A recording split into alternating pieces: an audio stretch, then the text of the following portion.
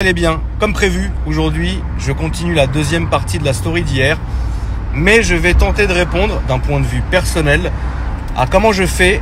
Ah! Salope. Qu'est-ce que c'est? Qu'est-ce que c'est? Qu'est-ce que c'est? Je vais répondre à la question comment je fais pour savoir, pour reconnaître une personne quand elle est là par intérêt. Alors gardez en tête que cette réponse va être strictement personnelle et donc sûrement qu'il y a certains exemples ou explications de ma part où vous n'allez pas être d'accord parce que vous avez une façon différente de faire, etc. Moi, je parle simplement de mon point de vue personnel en vous citant des exemples ou quoi que ce soit. Donc ça va être beau. On pourrait penser à tort que autour de moi, il y a toujours eu des gens énormément intéressés par l'oseille qui ont toujours voulu me gratter. C'est complètement faux. Je vais vous expliquer pourquoi c'est faux. Évidemment, j'ai déjà eu certaines personnes autour de moi et à 99,9% des hommes et pas des femmes. Je sais que vous pourrez penser ça, allez ma petite motarde. Plaisir. Les motards là, chaleur, casque intégral, blouson cuir, machin. Je sais que c'est évident que vous en avez besoin d'être appareillé comme ça, mais avec cette chaleur, je sais pas comment vous faites, donc force à vous. Les gens vont penser à tort que les femmes ont toujours été entre guillemets autour de moi pour l'oseille. Et je peux vous assurer à 36 ans que c'est complètement faux. Ça a toujours presque été des mecs. Il faut différencier ces gens-là en plusieurs catégories. C'est-à-dire une personne qui est là strictement pour te prendre de l'oseille, d'une manière ou d'une autre. Soit en essayant d'être ton ami, soit en essayant de t'inventer un business qui ne tient pas la route, qui va prendre son argent et se barrer, soit quelqu'un qui essayera à un moment donné de te faire chanter, donc de te faire du chantage pour X ou Y raison, fondée ou infondée, mais qui a déjà tout préparé pour à un moment donné te dire bah écoute, moi je peux te sortir de cette merde, donne-moi 20 000. Ou alors quelqu'un qui va te dire bah voilà, je suis en train de monter mon business, ça fait des années qu'on se connaît, j'aimerais bien que tu investisses, alors que derrière il y a absolument rien, tu vois. Donc il faut classifier en fait ces personnes-là. Là pour moi ça a rarement été un problème parce que je les sens venir mais de très très loin, tu vois. Et généralement en fait c'est des gens qui vont changer leur comportement avec toi au fil des années, au fil des mois ou au fil des semaines. Quand je te dis changer de comportement, c'est-à-dire que c'est des gens, ils vont être très gentils avec toi, très doux avec toi, ils vont dire oui à tout, ils vont toujours être de ton côté. Mais même quand toi, moi, je vais faire exprès de faire des choses, dire des choses, exprimer ma façon de penser sur des choses, mais de manière complètement folle et erronée, bah c'est des gens qui vont suivre quand même, quoi qu'il arrive, ta façon de penser. Tu vois, un ami, un frère ou ce que tu veux, c'est quelqu'un qui va te dire non, là tu dis de la merde, ou là tu fais de la merde, ou là tu penses mal. Tu vois ce que je veux dire? Mais quelqu'un qui sera toujours de ton côté, oui, amen, amen, amen. Ça, c'est des gens auxquels il faut se méfier, tu vois. C'est des gens, à un moment donné, ils vont devenir très pressants. Quand je vous dis très pressants, c'est quand ils voient qu'ils ont rien gratté et que vous êtes rentré dans une espèce de relation, comme tu m'as compris, de quotidien, vachement redondant, etc. C'est toujours la même chose. Cette personne va commencer à flipper en se disant mais attends, mais en fait je vais jamais y arriver, je vais jamais gratter mon billet, ou je vais jamais réussir ça, ou mon plan, ou mon truc. Et donc c'est des gens qui après commencent à devenir vachement pressants, tu vois, genre tu sais, genre limite tu sais ah mais on se voit quand, ah mais on fait quoi, ah mais machin, ah mais tu vois, c'est des gens qui commencent vraiment à perdre leur sang-froid, tu vois. Alors que c'est des gens il y a quelques semaines ou quelques mois qui étaient vachement cool, vachement tranquilles, etc. Mais quand ils ont vu qu'il y avait absolument rien à gratter, ils deviennent vachement pressants, tu vois, parce qu'ils essayent le tout pour le tout avant de passer à quelqu'un d'autre, tu vois. Ça, ce genre de personnes-là, cette catégorie-là, ça a jamais été réellement un problème pour moi, parce que comme je vous le dis, je les flaire vraiment de très très loin. Tiens. Oh putain, vous avez vu un peu de vomi à la fin. Ah, ça c'est dangereux. Ouais, non, ça c'est dangereux. C'est dangereux. Ouais, non, j'avoue, là, on a failli avoir un problème. Après, si tu veux, il y a ce qu'on appelle la girouette. Pas bien méchant. Peut pas faire beaucoup de mal. La girouette, généralement, n'a pas beaucoup de moyens de pression sur toi, que ça soit affectif, amical, financier ou même de force. Tu vois ce que je veux dire? Parce que évidemment, on arrivera à ce stade-là. Il y a des gens qui traînent avec toi pour se sentir protégé ou avoir un certain pouvoir ou certains passe-droits, etc. Tu vois. Mais la girouette, si tu veux, c'est une personne généralement très gentille, très marrante, mais que tu vas retrouver chez tout le monde, avec tout le monde. On appelle ça une pute chez nous. Mais attention, je respecte plus la travailleuse du sexe que la girouette. Parce que la travailleuse du sexe travaille, la girouette, elle profite. Là où bon lui semble, là où le soleil brille, là où le vent souffle, frérot. La petite girouette, comme je l'ai dit, c'est quelqu'un qui te fera pas de mal. Voilà. C'est quelqu'un qui va, si tu veux, aller sonder un peu chez tout le monde l'esprit dans lequel tu te trouves et puis il va se rallier automatiquement à ta cause. Tu n'aimes pas un tel, il critiquera un tel devant toi, juste pour être un peu dans ton mood, tu vois, alors qu'il traînait avec un tel la semaine précédente. Il aime pas ça devant toi parce que tu n'aimes pas ça, mais finalement il le fera quand même quelques jours après parce que lui finalement il aime vraiment faire ça, ou alors il tombera sur quelqu'un d'autre qui aime faire ça. Donc en fait c'est quelqu'un qui généralement s'écarte au premier problème, au premier coup de vent, à la première chose qui va pas dans ta vie, elle va s'écarter et justement elle va passer son temps à rigoler. En fait la girouette c'est tout bénef pour elle. Parce qu'elle traîne avec tout le monde, elle a que les bons côtés des choses et jamais les mauvais côtés. Et ça, c'est la bonne vieille girouette. Mais comme je l'ai dit, c'est pas méchant. Tu vois. Donc, pour moi, la girouette, finalement, c'est même pas du profit. C'est juste, voilà, c'est quelqu'un qui navigue un peu entre tout le monde. Tu le verras avec tout le monde, il rigolera avec tout le monde, mais la girouette ne peut pas te faire de mal. Tu vois ce que je veux dire? Après, si tu pensais avoir trouvé un ami, tu peux le trouver dans la girouette. Ça, il n'y a pas de souci. Mais dans la girouette, tu ne trouveras pas quelqu'un qui ira au feu avec toi. Ça, c'est sûr que non. Tu vois. Mais c'est pas méchant, la girouette. Moi, j'aime bien la girouette. La bonne vieille girouette. Puis que les réseaux sociaux ont pris cette ampleur-là, il y a une nouvelle catégorie. Le gratteur de buzz. Alors, le gratteur de buzz, c'est un peu à double tranchant. Parce que dans tout ce que j'ai dit, évidemment, moi, je vais retrouver mon intérêt.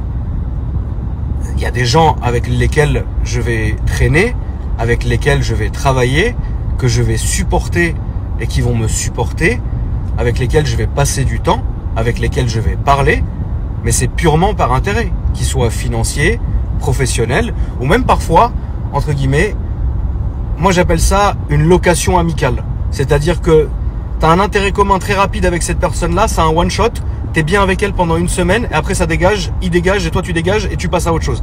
Mais c'est un intérêt personnel, parce qu'il y a toujours un intérêt commun dans le truc. Arrêtez de croire que nous-mêmes, on profite aussi, c'est évident. Et depuis l'expansion des réseaux sociaux comme ça, il y a beaucoup de gens. Alors, il faut absolument faire la différence, et ça, je vous prie réellement de le faire, entre la personne qui va, par exemple, on ne parle pas d'un abonné à moi, qui passerait présenter sa voiture sur ma chaîne, parce que ça c'est réellement l'essence de ma chaîne et il y a aucune bonne ou mauvaise chose. C'est-à-dire que autant je vais accueillir la personne qui est entre guillemets quelqu'un qui me suit depuis longtemps, qui m'aime bien, qui regarde mes vidéos et ça lui faisait plaisir non seulement de passer sa voiture sur ma chaîne et aussi de récolter quelques centaines ou quelques milliers ou parfois même quelques dizaines de milliers après de personnes sur ses réseaux sociaux qui ont bien aimé sa voiture ou qui l'ont bien aimé, etc. machin. Bah moi, c'est évidemment, ça me fait énormément plaisir. Donc ça reste, quoi qu'il arrive, du partage. Ça, ne vous rentrez pas du tout dans cette catégorie-là. Il y a même des gens, et puis ça s'est déjà vu, tu vois, qui sont réellement passés sur ma chaîne pour vraiment avoir, entre guillemets, une visibilité qui leur rapportera à eux par la suite sur leurs réseaux sociaux tels qu'ils soient. Attendez. Ah, tu vois, le problème c'est... Ouais, j'ai failli encore vomir. C'est incroyable. Ces personnes-là, j'ai réellement rien contre eux. Parce que, bah, évidemment, ils y voient leur intérêt et puis c'est donnant-donnant. Moi, ça me fait du contenu. La personne, ça lui fait son petit coup de com'. C'est très bien aussi. Là où je trouve ça juste réellement dommage, c'est les gens qui viennent sur ma chaîne, par exemple, et qui ensuite vont mal parler de moi. Tu vois, alors que littéralement on se connaît pas et on s'est croisé que quelques minutes dans une vie. Et moi je suis quelqu'un, quand je fais mes tournages, je fais mon tournage. Je suis pas là pour parler de la pluie et du beau temps, tu vois. Que des gens, et je vous le dis en toute transparence, m'aient reproché d'être pas assez... En fait, les gens pensaient qu'après on allait aller se poser au café, boire une petite bière en terrasse, etc. machin. Le problème, c'est que moi, évidemment que ça me ferait plaisir. Mais le truc, c'est que réellement, c'est une question de temps. Parce que les heures de tournage, eh ben, si je me permets de déborder sur le premier tournage, le deuxième en sera affecté. Tu vois ce que je veux dire? Et parfois, on va faire 3 à 4 tournages d'affilée.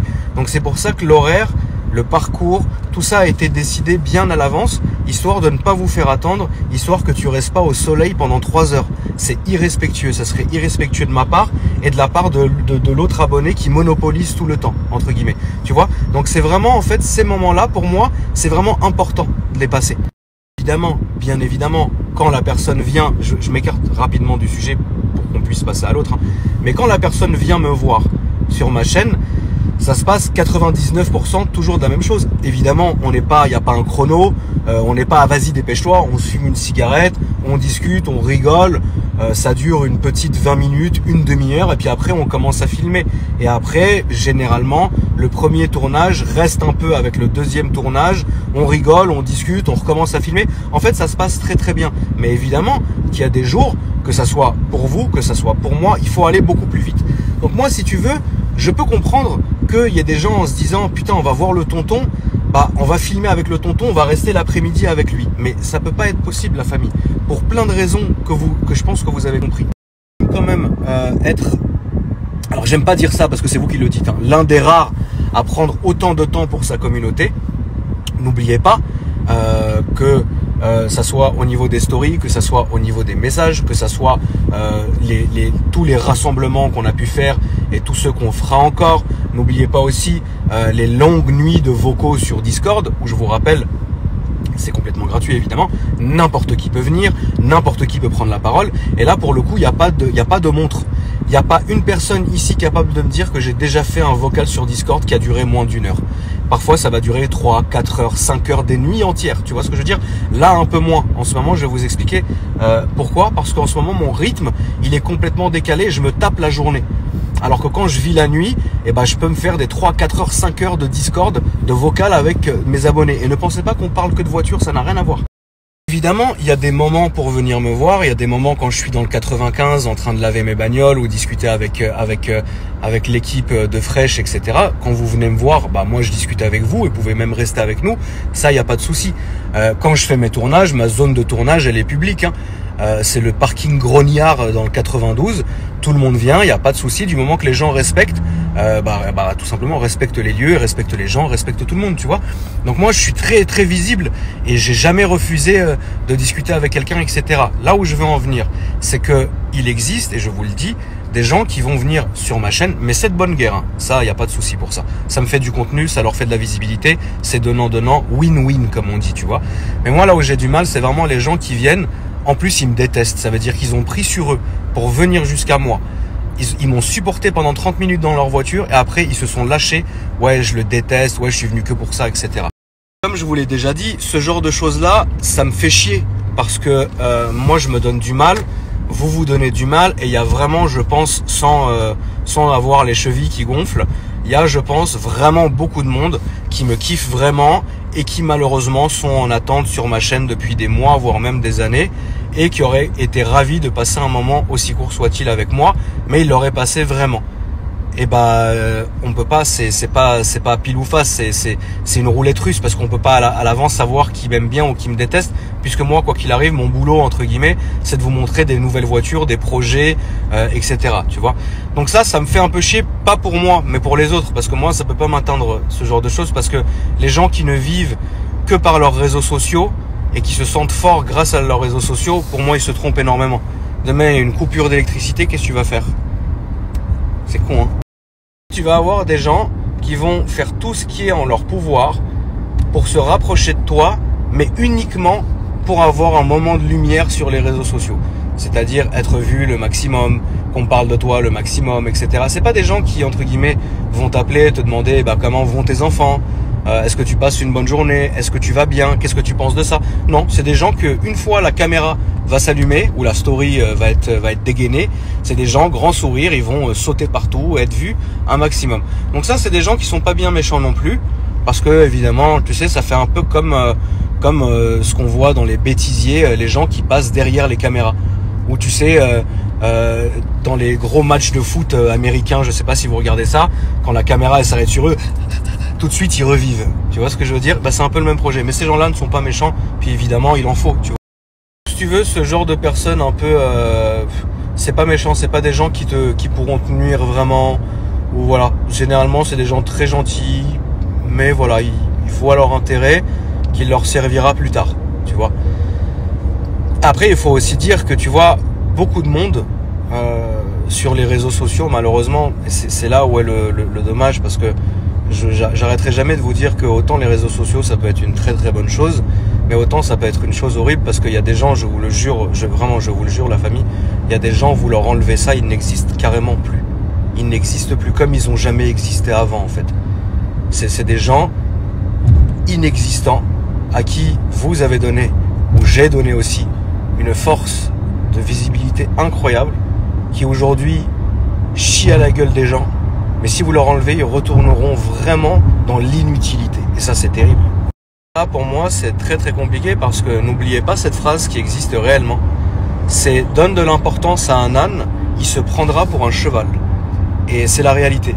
C'est pas du tout dénigrant ce que je suis en train de dire. Je vous parle de faits réels, avérés, dans le sens où des gens, avant qu'ils deviennent entre guillemets connus, c'était des gens, déjà des gros connards, mais ce sentiment de toute puissance, d'égoïsme énorme, d'écrasement des gens, de toute puissance, il a été énormément exacerbé par votre faute et par ma faute aussi sur les réseaux sociaux. Et je peux vous garantir que ce sont des gens à qui vous enlevez des réseaux sociaux, ils n'existeront absolument plus jamais, jamais, jamais, jamais. Et il faut aussi voir le bon côté des réseaux sociaux, c'est-à-dire que aujourd'hui vous avez pas mal de gens que je suis, qui peut-être la plupart d'entre eux sont des amis, que vous suivez aussi, qui sont des très très bonnes personnes, que les réseaux sociaux ont poussé leur bon côté finalement. Ils ont œuvré avec les réseaux sociaux pour que leur bon côté soit mis en avant, et ça c'est une très très bonne chose. Parce qu'aujourd'hui, ce sont des gens qui vont faire beaucoup de bien sur les réseaux, déjà à vous, et puis aussi à eux-mêmes, parce que c'est évident. Moi, j'ai toujours appelé ça que pour moi, les réseaux, c'est une très très bonne psychanalyse. C'est-à-dire que quand je fais mes grosses vidéos sur YouTube en perso, alors oui, 99% des gens vont comprendre, t'en as toujours d'autres qui disent non, on s'en bat les couilles, on est là pour les voitures. Non, t'es là juste pour fermer ta gueule et écouter ce que je dis en fait. Donc je suis vraiment entre guillemets rassuré, parce que si un jour je me casse d'ici, je sais pertinemment que je vous laisserai entre de bonnes mains. Parce que il doit y avoir 4-5 personnes que vous suivez, même vous-même, en qui j'ai vraiment confiance. Et quand je vous dis confiance, c'est vraiment, je sais que vous serez toujours bien traités, que vous aurez toujours du bon contenu, de la bonne qualité, et que ce sera des gens qui œuvreront toujours dans le sens de leurs abonnés. Et ça c'est rassurant, tu vois. Et comme je ne cite pas de nom, comme je vous ai déjà dit, dans les bons moments, comme je ne citerai pas de nom dans les mauvais moments. Donc du coup, voilà, rassurez-vous, il y a quand même du très bon monde qui existe. Vous êtes vraiment bien entouré. Et moi, vous savez, j'en ai rien à foutre de dire les choses, parce que la réalité, frère, moi je sais que demain j'éteins mon téléphone, je vivrai exactement pareil. Je peux vous dire, oui, il y a des grosses pommes pourries dans tout cet univers automobile, mais il y a aussi des gens très très bien. Voilà. Donc et moi, vous savez, la famille, je m'en bats les couilles de comment vous me considérez. Considérez-moi comme quelqu'un de très très bien, considérez-moi comme une pomme pourrie, je m'en fous. Moi, je sais ce que je vaux, et je sais ce que, entre guillemets, ma réelle communauté pense de moi. Donc du coup, finalement, tout ça, à un moment donné, avec toutes ces années, tu apprends à ressentir pourquoi les gens sont là, tu vois. Mais il est vrai que les réseaux sociaux, ça a vachement bousculé les choses, puisque nos réactions aujourd'hui ne sont vraiment plus trop les mêmes qu'elles auraient été sans les réseaux sociaux. Et je le sais, et c'est devenu vachement hypocrite. Même à mon niveau, que même en parlant de moi, si je n'avais pas certains intérêts financiers ou professionnels avec certaines personnes avec lesquelles je travaillais dans le domaine des réseaux sociaux, mais c'est des gens, mais je vous le jure, que jamais de ma vie je ne les aurais même regardés une seconde, jamais je leur aurais parlé, jamais j'aurais travaillé avec eux, et je les aurais même limite insultés. Tu vois ce que je veux dire? Et le pire, c'est que eux aussi. Et on le sait mutuellement qu'on peut pas se voir, mais on travaille ensemble. Voilà, c'est comme ça. Du moment que ça reste clean des deux côtés, il n'y a pas de souci. Mais c'est vrai que, oui, il y a des moments où je me sens vraiment, pas hypocrite, mais presque. Tu vois, en me disant, putain, shit, quoi. Je suis obligé de me taper cette personne, quoi. Merde, tu vois. Et la personne doit se dire exactement la même chose, tu vois. Mais du moment qu'on le sait tous les deux, on travaille ensemble, ou tous les trois, ou tous les quatre, attention, hein, je parle pas que d'un truc, ou deux trucs, ou trois trucs, tu vois. Quand on négocie certains contrats, et je vous jure que c'est une réalité, quand on est en off, avec les managers en train de voir ce qui est possible ou pas, il n'y a que des insultes. Ce fils de pute, cet enculé, ces trucs, ces machins. Et de l'autre côté, je sais que c'est pareil. Ouais, il me casse les couilles, ouais, machin, ouais. C'est pas grave. Au final, on fait de l'argent et on fait des choses pour vous. Donc finalement, tout le monde est gagnant. Tu vois ce que je veux dire? Donc en vrai, c'est pas très grave, tu vois. Il y a des moments, on peut pas tout avoir, tu vois. Mais c'est vrai que les réseaux ont niqué, ont réduit un peu mon indépendance. Ça, c'est vrai. Alors, je vous parle pas de l'indépendance financière. Je vous parle de l'indépendance, tu sais, vraiment, être vraiment en mode genre, je fais ce que je veux, je fais avec qui je veux, tu vois. Alors déjà, je suis à 99% comme ça. Parce que quand même, la majorité, vous vous rendez bien compte, quand même, réveillez-vous. La majorité de mes partenaires que vous connaissez ou ceux que vous ne connaissez pas, ça se passe quand même très bien et c'est des gens vraiment très bien. Après, on va passer dans une toute autre catégorie. C'est, moi j'appelle ça le mytho. Le mytho, dans le sens où il va essayer d'embellir le plus possible sa vie pour te plaire. C'est-à-dire que la majorité des personnes, bah, elles sont comme elles sont. Elles ont leurs moyens financiers, leurs moyens tout court, et elles sont comme elles sont. On est d'accord, à prendre ou à laisser. Mais il y a des gens qui, comme ils voudraient, et on voudrait tous, hein, avoir beaucoup plus, avoir ci, avoir ça, et bah ils vont énormément s'inventer une vie. J'ai ça, je fais ça, je truc, en pensant que moi ça va me faire bander. En pensant que moi, je vais donner l'heure à quelqu'un en fonction de son compte bancaire ou de sa situation familiale ou même de son nom. C'est complètement faux, je ne l'ai jamais fait. Au contraire, toutes les personnes, entre guillemets, la majorité des personnes sur lesquelles aujourd'hui je peux vraiment compter, et je sais que c'est des gens qui iraient au feu pour moi, c'est des gens qui ont pas énormément d'oseille, qui sont presque complètement inconnus sur les réseaux, et qui sont pas des de je sais quoi, nés de je ne sais qui. Au contraire, moi j'en ai rien à foutre que tu roules en Twingo 2 ou en Bugatti Chiron, frère, j'en ai rien à foutre. Du moment que tu sois quelqu'un de respectueux avec moi et avec les autres, et du moment qu'on peut s'entendre sur plusieurs sujets. Mais demain, j'en ai rien à foutre que tu viennes me voir en me disant ah moi j'ai ça, ou ma famille a ça, mais j'en ai rien à foutre. C'est comme si moi, avec autant peu de mérite que j'ai, je commençais à me branler, moi j'ai ça, moi j'ai ça, moi j'ai ça. Bah vous allez me dire, oui frérot, mais si tu venais pas de cette famille-là, peut-être que tu n'aurais rien de tout ça, et vous aurez raison de le dire d'ailleurs. Et je vous l'ai d'ailleurs toujours dit. Je ne suis pas de ceux qui s'inventent un parcours chaotique carrément, frérot, les gangs de Chicago, et ça, et je me suis fait, et ça, et... Non, mais non, il faut être fier de qui on est, il faut assumer qui on est. Moi, j'ai toujours assumé qui j'étais. Et les gens, ça leur plaît, ça leur plaît, ça leur plaît pas, je m'en bats les couilles, frère. Tu vois? Et donc, du coup, moi, on peut pas m'impressionner avec ce qu'on a ou avec ce qu'on n'a pas. Puisque je pars toujours du principe où, j'en ai rien à foutre de ce que t'as. Tout ça peut disparaître très vite. Tu vois ce que je veux dire? Moi, c'est comment tu vas t'occuper, entre guillemets, de notre relation, comment tu vas toi-même être dans ta vie, etc. C'est ça qui m'importe. C'est pas finalement, t'as une Lamborghini ou t'as une Bugatti ou t'as une Pagani. Waouh, trop bien. En avant-dernière position, il y a ce qu'on appelle, ça c'est quand même l'un des pires, c'est genre l'égoïste. L'égoïste, c'est quelqu'un qui va calquer la majorité de son système sur toi. Que ça soit la façon de faire, la façon de gérer, qui va pouvoir faire différemment que toi grâce à ses moyens financiers, mais qui ne te rendra jamais l'appareil. Ça, c'est l'égoïste. C'est-à-dire que il va faire son truc en prenant des idées un peu de chez tout le monde, tu vois. Ah tiens, il avait fait ça, il a truc, il a machin. arriver à son truc, et puis jamais il parlera de toi, jamais franchement, ça, lui il m'a donné une bonne idée, elle m'a donné une bonne idée, ce groupe-là ils ont fait comme ça, alors j'ai essayé de faire pareil. Jamais. Ça, tout le mérite sera à lui. Tu vois ce que je veux dire? C'est l'un des pires. Il y a pas de mal à prendre un peu entre guillemets, du meilleur de chez tout le monde et de le remixer à sa sauce et d'y arriver et de faire quelque chose de différent. C'est-à-dire, voilà, faut d'ailleurs savoir un truc, c'est qu'il y a même des guerres de covering, par exemple. Imaginons, Jean a fait un covering de cette couleur-là, Jacques a vu la voiture de Jean, Jacques a fait exactement le même covering, mais en disant « Oh bah non, j'avais jamais vu, c'est moi qui ai eu l'idée avant ».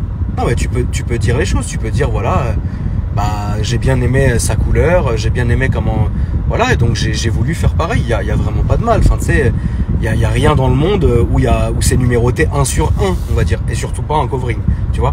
Ou alors une prépa esthétique même, tu vois ce que je veux dire.